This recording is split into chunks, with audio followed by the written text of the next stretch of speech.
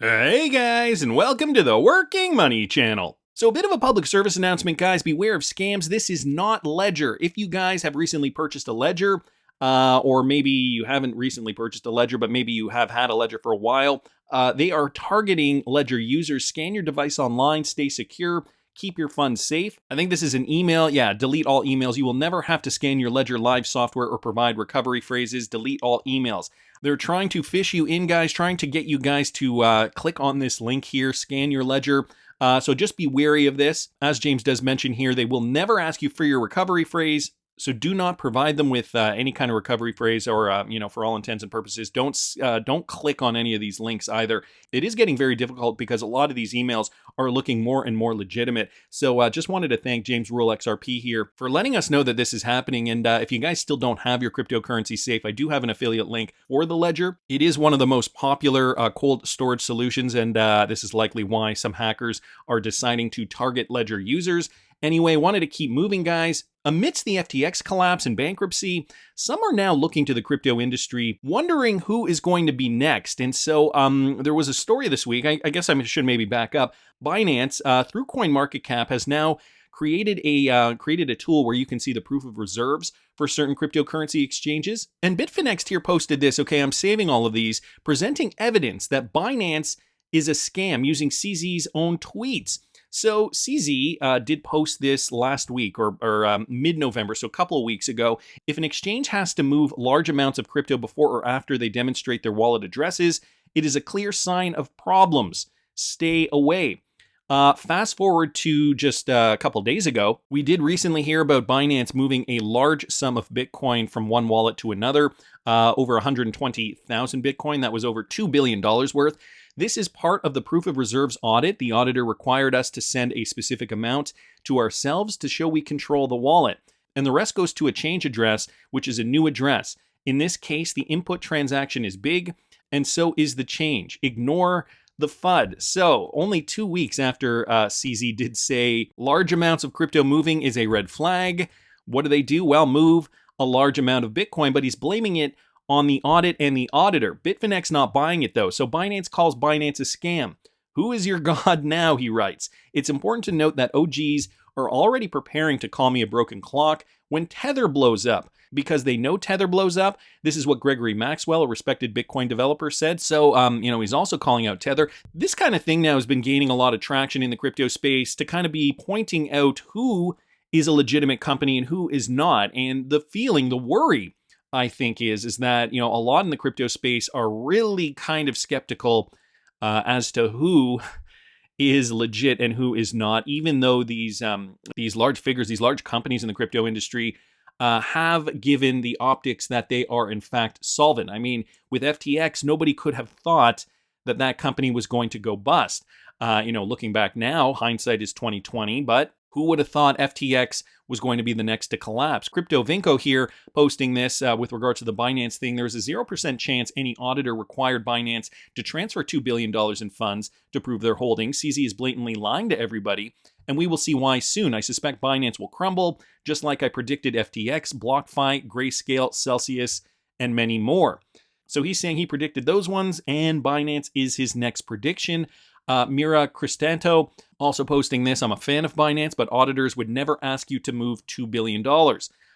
They will be physically present and ask you to sign a message using the private keys of addresses holding the funds. There is no requirement to move funds at all. So a lot of people really skeptical about this. All eyes are on Binance. Nothing has happened yet, and they are proving their proof of reserves through this audit. So I guess we will just have to wait and see. Going back to Tether, though, because this is another big story that I think could cause a lot of problems if, in fact, this company did collapse. This from Real XRP Boy here. So most of Bitcoin's price and in turn value is, in my opinion, fake, okay? This is an interview that Laura Shin did with Gregory Pepin, okay? He's the CEO of Dell Tech. This guy is all over the place and displaying a lot of defensive body language regarding Tether's reserves. This originally tweeted out by Crypto Cowboy here on Twitter. Listen to this. We are not a domestic bank aside of that authorized agent license, but that is an irrelevant business for us. And that maybe not much must be reported. We are an international bank, and that is part of the international bank aspect. That's why I did answer to some people asking us, but you are domestic.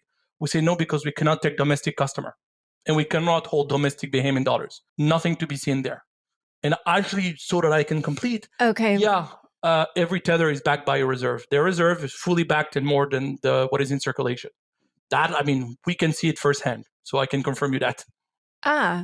Okay, interesting. So then are all the dollars that back Tethers held by Deltec? The reserve, like I said, all the Tether in circulation, they have the reserve matching that and more probably, but they have the reserve. And there is no secret. And when you look at the article, in the reserve, like the entire reserve is there. They have sufficient... held by Deltec? Held by Deltec and probably other institution. But ouch. I mean, when he says probably other institutions, did you hear what he said? He said it twice now. They're all held by Deltec and other institutions, probably. And then earlier on, he says they have 1-to-1 or more, probably. It's like, oh, geez. If you don't know your numbers, that to me is a red flag. But beyond what you would expect for treasury management. So earlier, you very easily said that Deltec is holding the reserves for Tether, but Tether famously hasn't had a true audit of its books. Why not? And does that fact give Deltec pause? So first of all, like I said that, the Tether is fully backed by their reserve. So but that's not a secret. They've been repeating that over and over. Now, but there definitely was a moment in time when they did lend a huge chunk of their money to Bitfinex, and that was what led to Fair enough. Yeah. But again, the question, that's the definition. It's a reserve. The question is to wonder if the counterparty is insolvent or not, which is another debate. But and the defensive body language, as brought up here by Cowboy Crypto here on Twitter, the constant crossing of his arms, this kind of thing. I don't know if I can get a good visual of that. He does it right here at the beginning. Anyway, I think you guys get the point there. Remember, the AG for the Bahamas, Ryan Pinder, is ex-Deltec. Also noting that, and the fact that this firm is indeed also incorporated in the Bahamas. All things to consider, guys.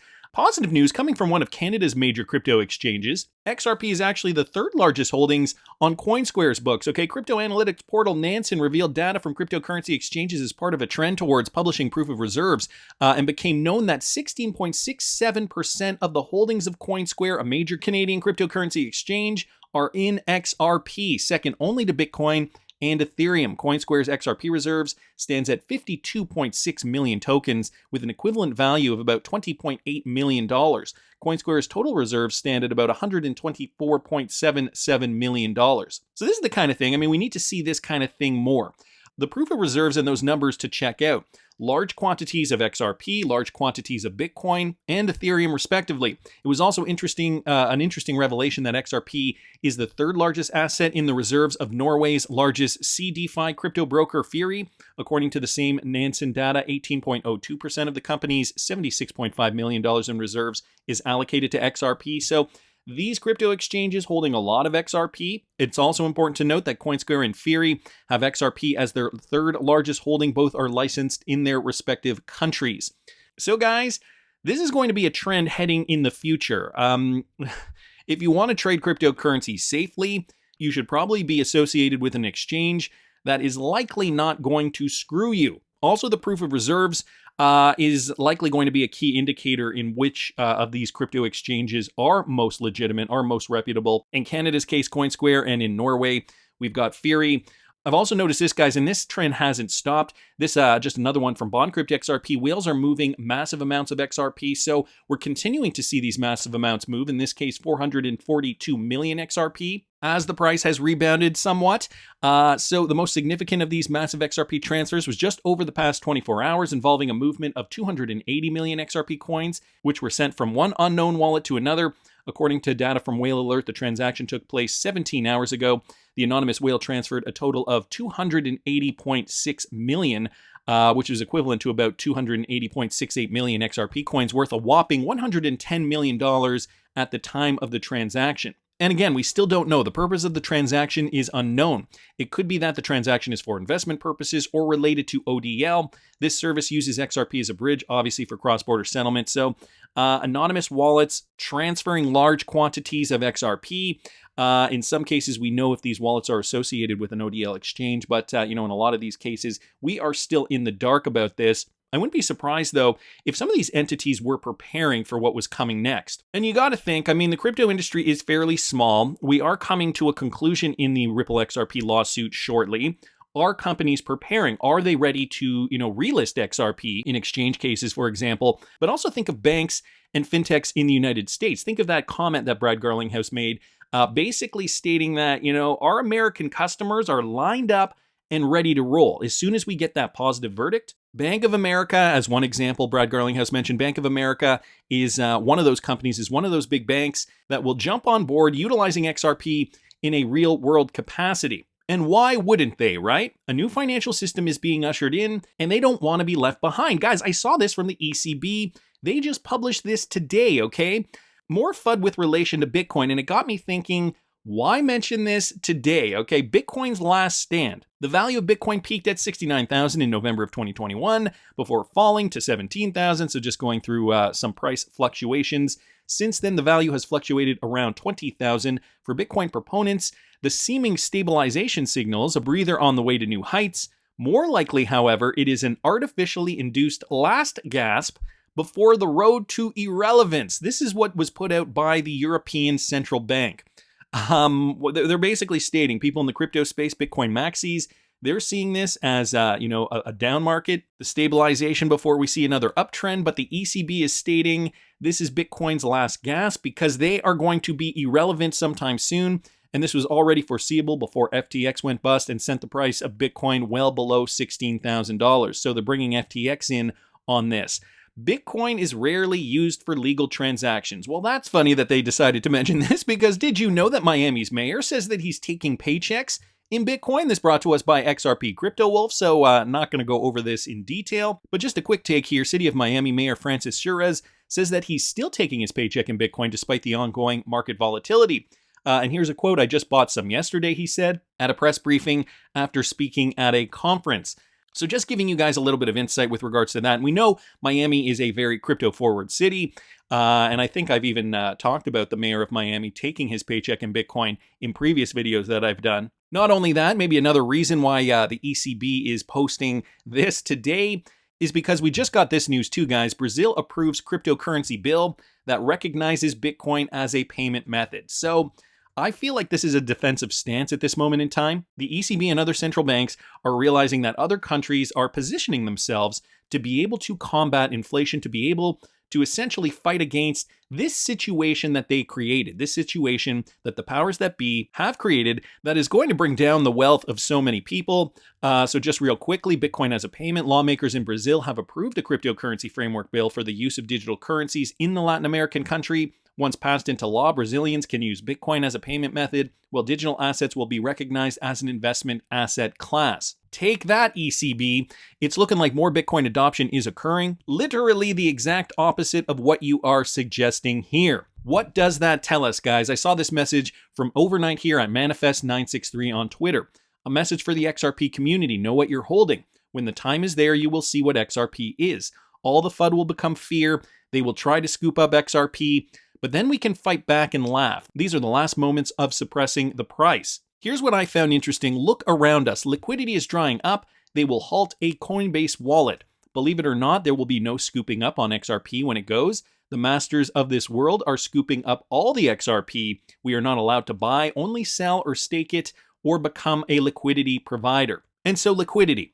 All goes back to liquidity. It's going to be key in this new financial market. There is going to be a crisis. We already see that. We already see the writings on the wall. We already have done our research, understand that XRP is going to be a liquidity mechanism to alleviate some of these pains. And so here's what Clive Thompson said, a retired wealth manager from Switzerland, with regards to ICE-9 and a banking system freeze. I think it's quite likely that the CBDC will arrive, and it will also be the subject of the currency reset at the same time. At some point, the world is going to go into a crisis, or a country is going to go into a crisis. It might be the UK, it might be Italy, might even be the United States, but something is going to happen. Things are very, very taut in the financial world at the moment. When that happens, I think they will close the banks. You'll wake up on a Sunday afternoon or Sunday morning and hear the news that they've shut the banks, they're not going to open on Monday. And then by Monday evening or Tuesday, you'll get the announcement that we're having a new currency, the CBDC, and don't worry, it'll be 1-to-1 against the old currency. But there'll be some restrictions on your ability to convert your old money into the new money. So if you're poor and you have a small bank account, it'll be converted 1-to-1 straight away. And you'll probably even find that you get a free gift from the government to kickstart the system. Maybe £3,000 or £5,000 will be given to every citizen gratuitously to kickstart the system in the new CBDC. But if you have 100,000 or 1 million in the bank, you're going to be told, yes, it's 1-to-1, but you're going to have to wait to convert it to the new currency. Now, wait means never. We all know that, but they won't tell you that. They'll say it's a temporary suspension because we're in the middle of a crisis. The people are rioting in the streets. And we need to calm the system. So here's some free money, everybody. Go and enjoy yourselves. And by the way, the rich can't convert their money for a while, but they'll be able to do so later. So if you happen to own Apple bonds, they'll be denominated in the old dollars. You won't be able to, it'll still be old dollars. You won't be able to convert those old dollars until you've got the cash. But when you get the cash, you'll need permission to do it. And you're not going to get that permission. It'll be exactly like we had in Britain back before 1975, when we had the exchange controls. You needed permission from the Bank of England. I mean, I remember when I traveled abroad the first time, I was allowed to take £50 with me abroad. Didn't go very far. No, and yeah, sorry, go ahead.